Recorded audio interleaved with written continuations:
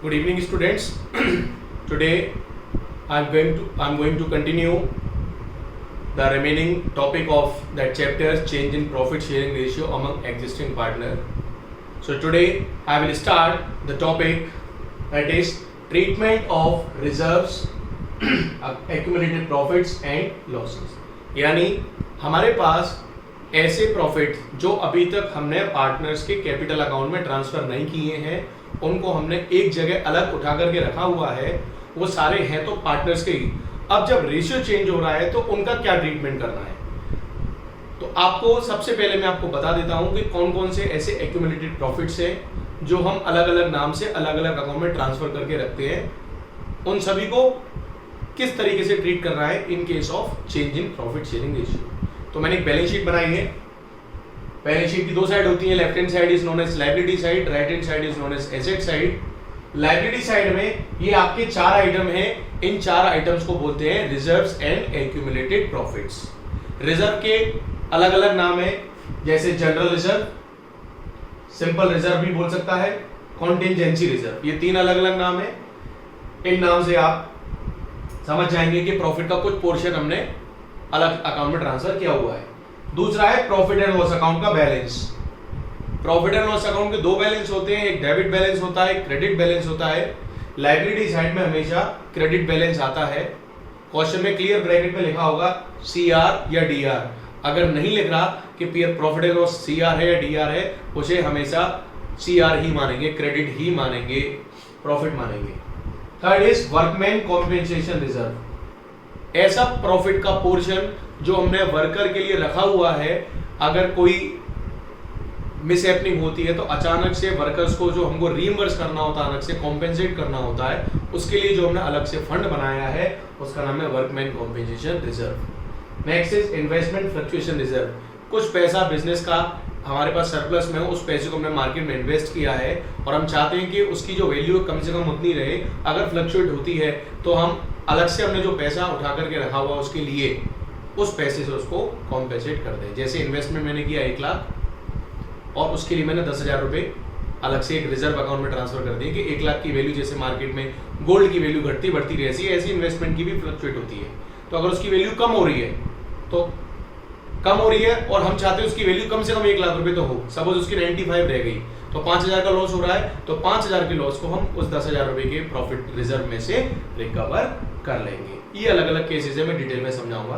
तो ये चार नाम से जाना जाता है, general reserve, profit and loss account, workman compensation reserve and investment fluctuation reserve. Asset side में दो ही दे रखे होंगे आपको, प्रॉफिट एंड लॉस अकाउंट, ये एसेट साइड वाला होता है, डेबिट बैलेंस, ये लॉस होता है, और deferred revenue expenditure, deferred revenue expenditure इसी नाम से दे रखा होगा या एडवर्टाइजमेंट सस्पेंस के नाम से दे रखा होगा। अब बात करते हैं इनका ट्रीटमेंट करना क्या है। तो बड़ा सीधा सीधा ट्रीटमेंट है। पहला तो ये है, पार्टनर ये कह रहे हैं कि भाई अब तक हमने जितना भी बनाया उस सबको बांट लो आपस में, क्योंकि आज से हम क्या कर रहे हैं, अपना रेशियो चेंज कर रहे हैं। तो वो जितने भी रिजर्व हैं, जितने भी पड़े हैं, कोई भी क्लेम पेंडिंग नहीं पड़ा, सब कुछ पैसा हमारे इन अकाउंट्स में पड़ा हुआ है। जितना भी बैलेंस है जो बैलेंस शीट में रिफ्लेक्ट हो रहा है अलग अलग अकाउंट में, प्रॉफिट के नाम से, लॉस के नाम से, इन सबको हम पार्टनर्स कैपिटल अकाउंट में ओल्ड रेशियो में बांट लेते हैं, बात ही खत्म। तो सारे अकाउंट क्या हो जाएंगे, जीरो। रिजर्व बांट लिया, जीरो। पी&एल बांट लिया, वर्कमैन कॉम्पेंसेशन, इन्वेस्टमेंट बांट लिया, ये जीरो। लॉस भी हमने बांट लिया तो लॉस भी क्या हो गए हमारे, जीरो। क्यों, आज की तारीख से हम नया रेशियो फॉर्म कर रहे हैं, प्रॉफिट पार्टनर्स का प्रॉफिट रेशियो चेंज हो रहा है। तो जैसे पार्टनर्स का प्रॉफिट रेशियो चेंज हो रहा है तो अब अगले अकाउंटिंग ईयर से हम नए सिरे से बनाएंगे और वो तब बांट लेंगे जब हमको वापस से फिर से कोई रेशियो चेंज करना पड़ेगा। तो पहला केस है when if partners want to distribute, क्या पार्टनर बांटना चाहते हैं तब क्या होगा। दूसरा, पार्टनर ये कहते हैं कि चलो इनको as it is carry forward करके ले चलते हैं।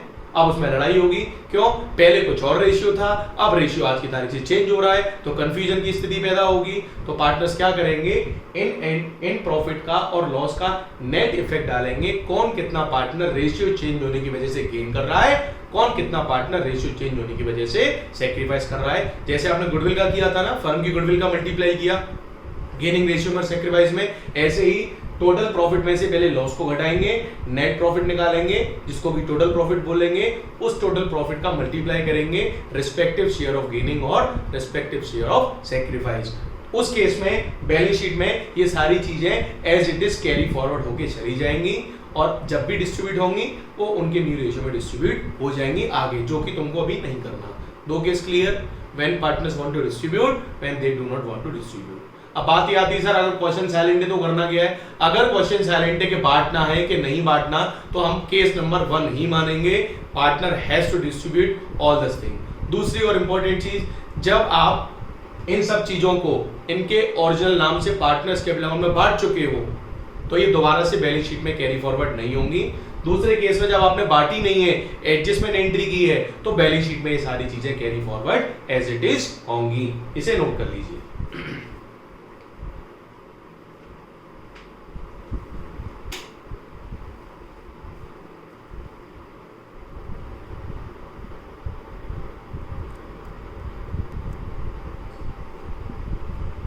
तो आज हम पढ़ाएंगे आपको अलग अलग केसेस वर्कमैन कॉम्पेंसेशन रिजर्व के।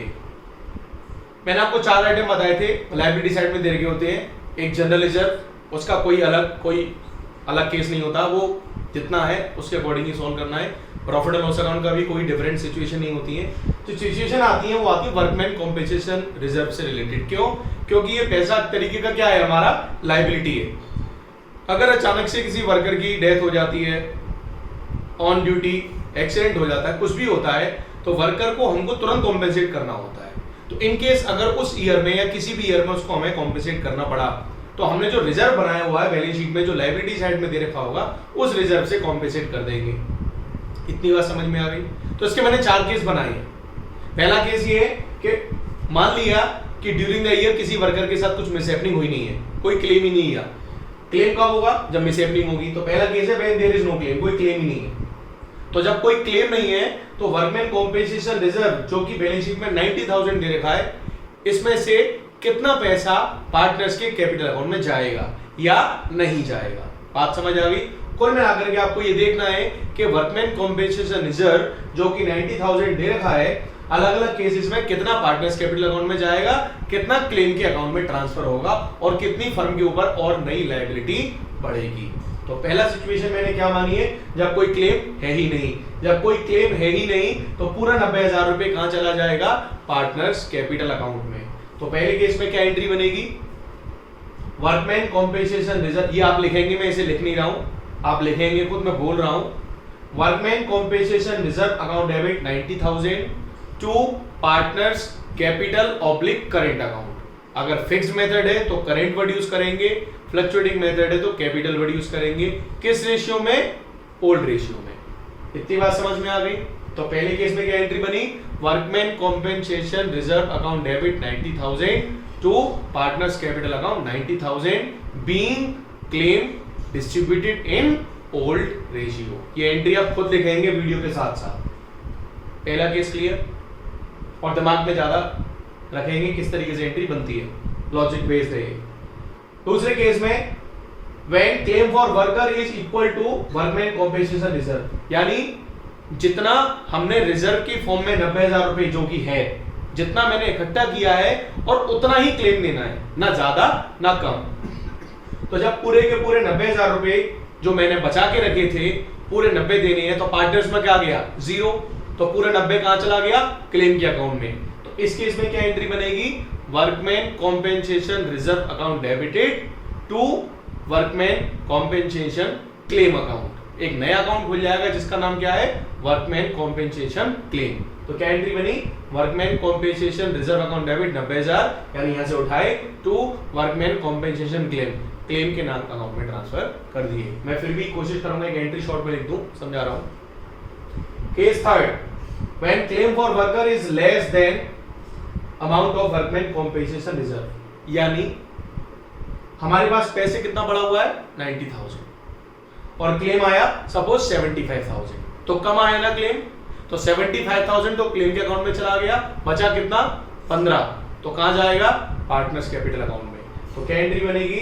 Workman compensation reserve account debit 90,000 to claim to workman compensation claim 75,000 to partners capital account 15,000 old ratio में। 3 केस क्लियर? एक क्वेश्चन और करा दूंगा और थोड़ा सा क्लियर हो जाएगा। फोर्थ है when claim for worker is more, अब वर्कर का जो क्लेम है वो ज्यादा है और रिजर्व हम पे कम है। मान लिया कि क्लेम आ रहा है आपका 1 लाख का और हमारे पास 90,000 रुपए है, तो इसका मतलब 10,000 रुपए की हमारे ऊपर एडिशनल लायबिलिटी इंक्रीज हो गई।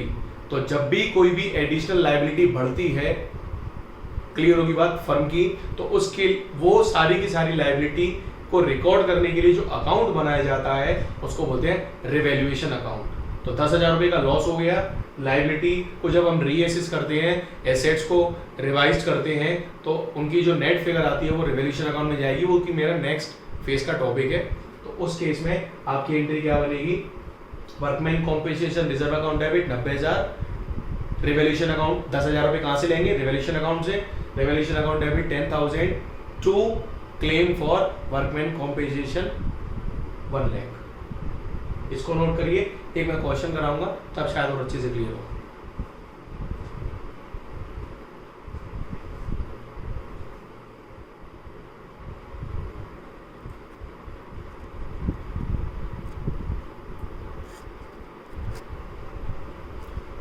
ये देखिए मैंने एक क्वेश्चन डिजाइन किया है और शॉर्ट में लिखा है, आप पहले समझ लीजिए। बैलेंस शीट में ये क्वेश्चन है, यहां पर बैलेंस शीट में वर्कमैन कॉम्पेंसेशन रिजर्व कितना दे रखा है 60,000। मैंने ये माना ए और बी पार्टनर है 3:2 में, इतनी बात क्लियर। अब जब वर्कमैन कॉम्पेंसेशन रिजर्व ऑलरेडी मेरे अकाउंट में 60,000 है, तो क्वेश्चन में 4 केस है। पहला केस है कि जब कोई क्लेम नहीं है, तब कैसे करेंगे, when claim for worker is 60,000, अगर वर्कर का क्लेम 60,000 है तब कैसे करेंगे, वर्कर का क्लेम 55,000 है और वर्कर का क्लेम 75,000 है। पहले इस क्वेश्चन को नोट करिए।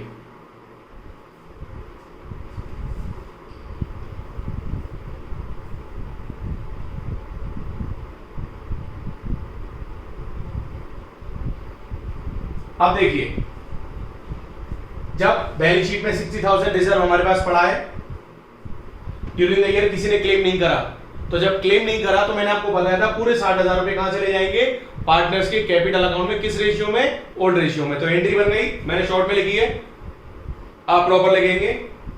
Workman compensation reserve account debit 60,000 to A's capital account 36,000 to B's capital account 24,000। 60,000 को 3:2 में बांटेंगे, इतनी बात क्लियर। पहला केस ठीक है, एक ये एंट्री है, खत्म, और कुछ नहीं करना। बीइंग WCR ट्रांसफर्ड इन ओल्ड रेशियो, खत्म। दूसरा case, when claim for worker is 60,000, यानी जितना हमारे पास पैसा है उतना ही क्लेम है। क्लियर होगी बात। तो पार्टनर्स कैपिटल अकाउंट में क्या जाएगा, कुछ नहीं, सारा का सारा कहां चला गया, क्लेम के अकाउंट में।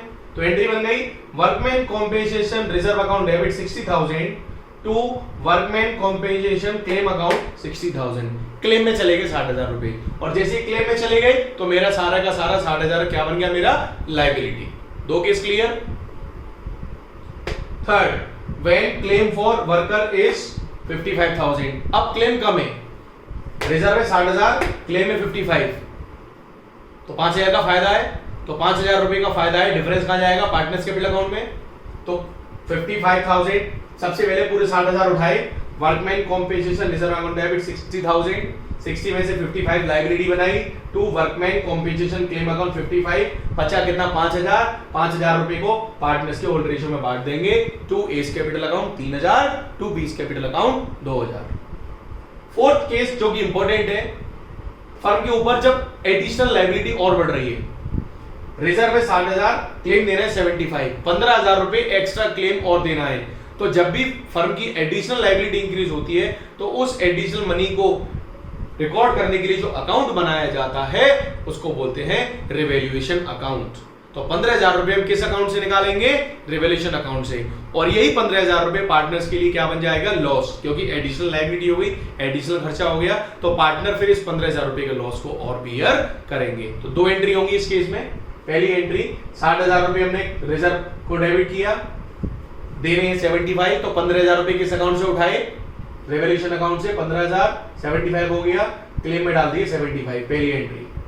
तो एंट्री क्या बनी, पहली, workman compensation reserve account debit 60,000, revaluation account debit 15,000, to workman compensation claim account 75,000। Clear होगी बात। दूसरी एंट्री, अब इस 15,000 रुपए का जो लॉस हो गया है जो भी रिवैल्यूएशन की वजह से लॉस हुआ इस लॉस को पार्टनर बियर करेंगे ओल्ड रेशियो में। तो A debit B debit to revaluation old ratio में बांट दिया 9000 6000 15000। ये अलग अलग केसेस हैं, इसे आप सॉल्यूशन को नोट कर लीजिए।